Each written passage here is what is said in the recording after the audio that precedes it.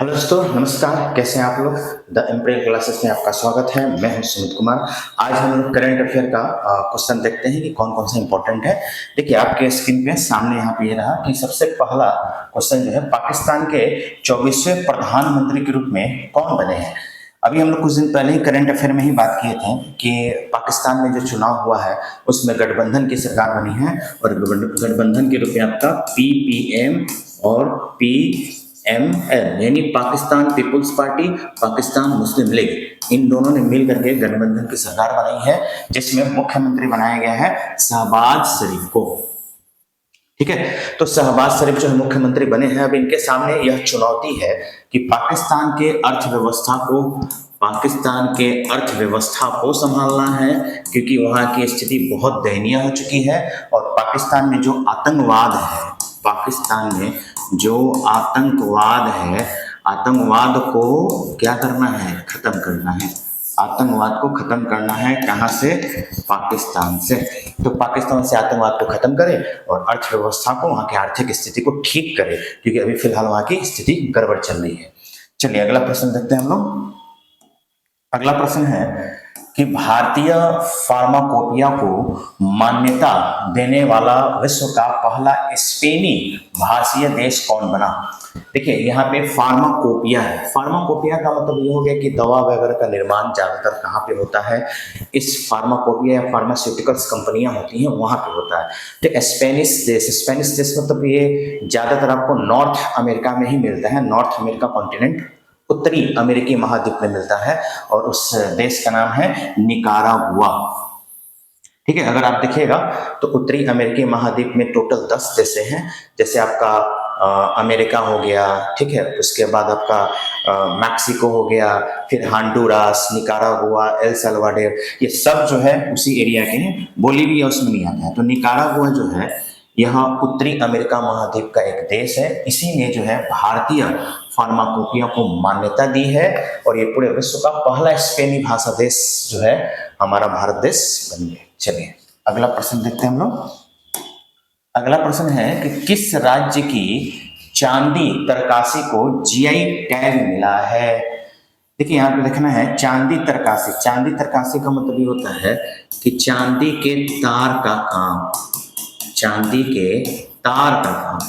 तरकासी का मतलब चांदी के तार, पतले पतले तार, जैसे सोने के भी पतले पतले तार बेले जा सकते हैं, वैसे भी चांदी एक धातु है, तो चांदी के पतले पतले तार बेले जा सकते हैं। और उस तार का काम होता है कई सारे गहने, आभूषण, ये सब चीज बनाया जाता है, मूर्तियां बनाई जाती हैं, बहुत काम होता है। तो इसका मतलब इनको जो टैग दिया है, ये GI टैग दिया गया है। तो ये GI टैग जो है ये किसी वस्तु की विशेषता और जिस क्षेत्र में प्रोडक्शन हो रहा है उसके स्पेशलिटी के लिए दिया जाता है GI टैग। और ये कहाँ पे है, तो ये उड़ीसा है, उड़ीसा के कटक में है। ठीक है, नवीन पटनायक जो है उन्होंने ये GI टैग की घोषणा की है। अच्छा, ये भी ध्यान देना है, GI टैग के अलावा एक होता है आपका GE टैग। ठीक है, GE टैग देने का मतलब हो गया कि किसी को भी कानूनी संरक्षण देना। कानूनी संरक्षण का मतलब हो गया कि अगर मान लीजिए कि मेरा प्रोडक्शन का कोई वस्तु है तो उसका कोई फिर नकल नहीं कर सकता है, कोई उसको दोबारा बना नहीं सकता है, मतलब उस चीज का एकदम सेम टू सेम दोबारा नकल नहीं कर सकता है। तो एक तरह से कानूनी संरक्षण हो गया। GE टैग और गुणवत्ता बताने के लिए, विशेषता बताने के लिए क्या दिया जाता है, GI टैग। और GI टैग से जो है एक तो उस वस्तु में फायदा क्या हो जाता है कि यह वैश्विक स्तर पे बड़ी फेमस हो जाता है। वैश्विक स्तर पर, वैश्विक मतलब ग्लोबलाइज्ड, वो वस्तु ग्लोबलाइज्ड हो जाता है, उस एक तरह से वैश्वीकरण हम कह सकते हैं। ठीक है, तो यहाँ पे आंसर आपका हो जाएगा उड़ीसा। चलिए अगला प्रश्न हम लोग देखते हैं। नाटो का 32वां सदस्य देश कौन बनेगा। तो देखिए सबसे पहले ये जो नाटो है अभी तो लगभग साल डेढ़ साल से बहुत ज्यादा चर्चा में रह रहा है। क्यों? क्योंकि अमेरिका और रूस यानी अमेरिका और USSR के द्वारा बनाया गया जो संगठन था, दो संगठन था, ध्यान देना है आपको। एक संगठन जो है उसका नाम है नाटो, ठीक है, और एक संगठन था जिसका नाम था वार्सा पैक्ट। ठीक ठीक है। ये जो नाटो है ये निर्मित किया गया था यूएसए के द्वारा, और जो वार्सा पैक्ट है ये निर्मित किया गया था यूएसएसआर द्वारा। ठीक है। तो मामला ये है कि जो नाटो है ये अब तक टिका हुआ है, और जो यूएसएसआर है यह 1991 में 15 देशों में टूट गया था, 15 देशों में विभक्त हो गया था, जिसमें से एक देश आपका कौन सा है, रूस भी है, जो 75% एरिया कवर करता है इस 15 देशों का। ठीक है।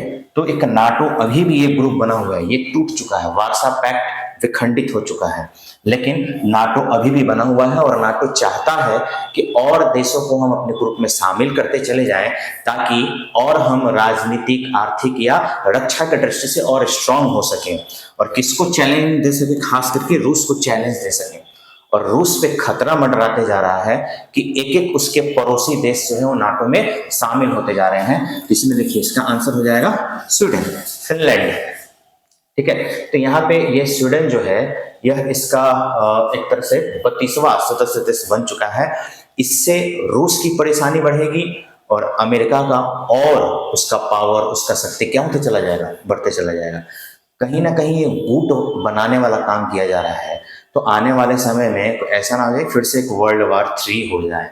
ठीक है। भारत हमेशा गुट निरपेक्षता की नीति अपनाता है, यानी गुट निरपेक्षता का मतलब हुआ कि किसी भी गुट में शामिल ना होना, किसी भी गुट में शामिल नहीं होगा, क्योंकि उसका कहना है कि अगर हम किसी गुट में शामिल होते हैं तो फिर एक तरफा हमको डिसीजन मानना पड़ेगा, उसके ग्रुप में जो भी निर्देश आएंगे वो मानना पड़ेगा, फिर हमारे प्रस्तावना में जो संप्रभुता शब्द का उल्लेख है फिर उस पर खतरा होने लगेगा। दूसरी बात कि अगर वो चाहता है कि अगर हम गुट बनाएं तो फिर वर्ल्ड वार, फिर जो है विश्व युद्ध होने का खतरा हो सकता है, इसलिए भारत इस चीज का समर्थन नहीं करता है। चलिए अगला प्रश्न देखते हैं। अगला प्रश्न है कि ब्रजेश मेहरोत्रा किस राज्य के मुख्य सचिव बनाए गए। तो ध्यान देना है कि जो ब्रजेश मेहरोत्रा है इनको बिहार का जो है राज्य का मुख्य सचिव बनाया गया है। इससे बिहार के मुख्य सचिव पहले थे जिनका नाम था अमीर सुबहानी।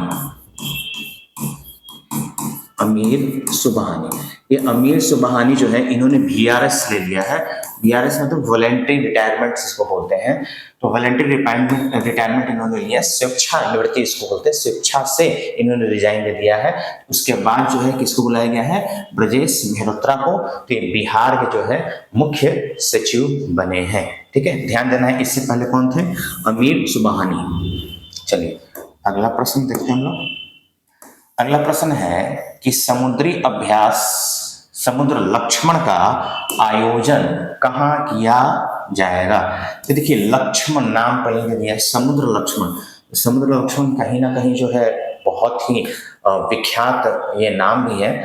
और ये जो समुद्री अभ्यास समुद्र लक्ष्मण जो हो रहा है ये कहाँ पे हो रहा है, तो विशाखापट्टनम में हो रहा है। और ये किसके किसके बीच हो रहा है, तो भारत और मलेशिया के बीच हो रहा है। यह भारत और किसके बीच, मलेशिया के बीच हो रहा है युद्धाभ्यास, जिसका नाम क्या है, समुद्र लक्ष्मण। समुद्र लक्ष्मण। ठीक है, ध्यान देना। चलिए अगले प्रश्न की तरफ हम लोग बढ़ते हैं। अगला प्रश्न है कि स्वदेशी रूप से निर्मित पहला हाइड्रोजन इलेक्ट्रोलाइजर का उद्घाटन किसने किया। देखिए हाइड्रोजन के लिए तो ऑलरेडी हम लोग जानते हैं कि हाइड्रोजन का परमाणु संख्या कितना होता है, 1। इसको भविष्य का ईंधन भी कहा जाता है। तो भविष्य का ईंधन कितने दिनों तक कहा जाएगा, आखिर इससे इस्तेमाल तो होना चाहिए। तो भविष्य का ईंधन भी कहा जाता है। और आपको ये भी पता होना चाहिए कि इसका उष्मीय मान बहुत ज्यादा होता है और इसकी विशिष्ट उष्माधारिता भी अधिक होती है। विशिष्ट उष्माधारिता भी बहुत अधिक होती है। इसका वैल्यू जो है, विशिष्ट उष्माधारिता का वैल्यू 6000 जूल प्रति किलोग्राम और प्रति किलोग्राम प्रति केल्विन होता है। ध्यान रखना है यहाँ पे, इसको छोड़ दीजिए। सिर्फ आप यहाँ पे ये ध्यान रखिए कि इसका विशिष्ट उष्माधारिता का मान कितना होता है, 6000, जिसको जूल में मापा जाता है। तो ध्यान रखना है, हाइड्रोजन जो है भविष्य का ईंधन कहलाता है। इसका उष्मीय मान काफी क्या होता है, उच्च होता है और चूंकि यह ट्रांसफरेबल नहीं है, स्थानांतरण योग्य नहीं है, एक स्थान से दूसरे स्थान तक ले जाने में काफ़ी परेशानी होती है, इसलिए इसका इस्तेमाल करना थोड़ा सा मुश्किल है। तो इसके जगह पे हम लोग पानी वगैरह का इस्तेमाल कर लेते हैं, मतलब जल का इस्तेमाल कर लेते हैं, या इसके जगह पे जो है हम लोग अभी फ्यूल ईंधन का जो इस्तेमाल कर रहे हैं, जैसे मीथेन, प्रोपेन, ये सब का इस्तेमाल कर लेते हैं। तो आने वाले दिन में इसका ठीक ठाक यूज होने वाला है। तो ये जो पहला हाइड्रोजन इलेक्ट्रोलाइजर है, यह स्थापित किया है किसने? एल एन टी का तो नाम सुने आप लोग। इसका काफ़ी जो है अभी बोलबाला है, आज के स्थिति इसका बहुत ही बेहतरीन है। इसका कंस्ट्रक्शन कंपनी है, इसका इंश्योरेंस कंपनी है, इसका लोन देने वाला कंपनी है, इसका मतलब बैंकिंग सेक्टर है, प्लस इसका जो है इंश्योरेंस के साथ साथ जो मतलब बहुत सारे एरिया में जो है कंपनी अपना ओपन कर रखा है, और शेयर मार्केट में भी काफ़ी अच्छा खासा इसका परफॉर्मेंस है। तो यही जो है स्वदेशी रूप से निर्मित पहला हाइड्रोजन इलेक्ट्रोलाइजर का उद्घाटन किया है। चलिए अगले प्रश्न की तरफ बढ़ते हैं लोग। अगला प्रश्न है कि पीएम जन आरोग्य योजना के अंतर्गत 5 करोड़ आयुष्मान कार्ड जारी करने वाला भारत का पहला राज्य कौन बनेगा? देखिए, सबसे पहली बात कि जन आरोग्य जो है ये आयुष्मान कार्ड बनवाता है व्यक्ति का, मतलब परिवार में किसी व्यक्ति को 5 लाख तक का इंश्योरेंस मिलेगा, जो हेल्थ इंश्योरेंस होगा। और ये कहा भी जाता था कि पूरे विश्व का सबसे बड़ा ये हेल्थ इंश्योरेंस है, पूरे विश्व में इतना बड़ा कहीं हेल्थ इंश्योरेंस नहीं हुआ है। ठीक है, तो आखिर फिलहाल अभी वर्तमान में कौन सी ऐसी सरकार है? तो आपको ध्यान देना है, उत्तर प्रदेश। आदित्य योगी नाथ ने जो है यह रिकॉर्ड बना दिया कि 5 करोड़ आयुष्मान कार्ड जारी किया है। 1 करोड़ नहीं, 5 करोड़। और किसी किसी देश का तो 5 करोड़ आबादियों नहीं है, 5 करोड़ की बात छोड़िए, 1 करोड़ भी नहीं है। ठीक है, हालांकि उत्तर प्रदेश का आबादी आज के डेट में हमको लगता है कि 24 या 25 करोड़ के आसपास में होगा, जो पाकिस्तान से भी ज्यादा है। ठीक है, तो ध्यान रखना है, उत्तर प्रदेश सरकार ने जो है हाल फिलहाल में आयुष्मान कार्ड जारी किया है। आप भी अपना आयुष्मान कार्ड जो है चेक कर सकते हैं, या तो किसी गवर्नमेंट हॉस्पिटल में जाकर के, या आप लोकल आंगनबाड़ी केंद्र में भी जाकर के पता कर सकते हैं। चलिए नेक्स्ट है कि भारतीय नौसेना के द्वारा INS जटायु को नौसेना बेस के रूप में कहाँ कमीशन किया जाएगा, मतलब कहाँ स्थापित किया जाएगा? तो इसका आंसर वही होगा जो अभी हाल फिलहाल में काफी विवाद में भी रहा है, काफी चर्चा में भी रहा है। सबसे पहले 2 चीजें जो भारत के संरचना में तो आती तो हैं, बट लोग उसको बनाता नहीं है। पहला अंडमान निकोबार, दूसरा लक्षद्वीप, और तीसरा हमारे देश से थोड़ा हट करके हमारा पड़ोसी मालदीव। तो मालदीव और लक्षद्वीप दोनों काफी चर्चा में रहे। यहाँ पर मालदीव को हटा दीजिए क्योंकि वो हमारे देश का हिस्सा नहीं है। तो भारतीय नौसेना द्वारा INS जटायु, INS जटायु का जो कमीशन है वह लक्षद्वीप में किया जाएगा। यहाँ पे बहुत सारे छोटे छोटे द्वीप हैं, वो एक तरह से टूरिज्म प्लेस है, पर्यटन के लिए काफी उसको प्रसिद्ध माना जाता है। तो मालदीव ना जाकर के हमें कहाँ जाना चाहिए? लक्षद्वीप जाना चाहिए, क्योंकि लक्षद्वीप की चर्चा हमेशा न्यूज़ों में या आप सोशल मीडिया पे या कहीं भी आप लोग देख रहे होंगे। कुछ दिन पहले काफी ट्रेंड था जहाँ पे मोदी जी ने जाकर के डुबकी लगाई थी। चलिए आगे देखते हैं हम लोग।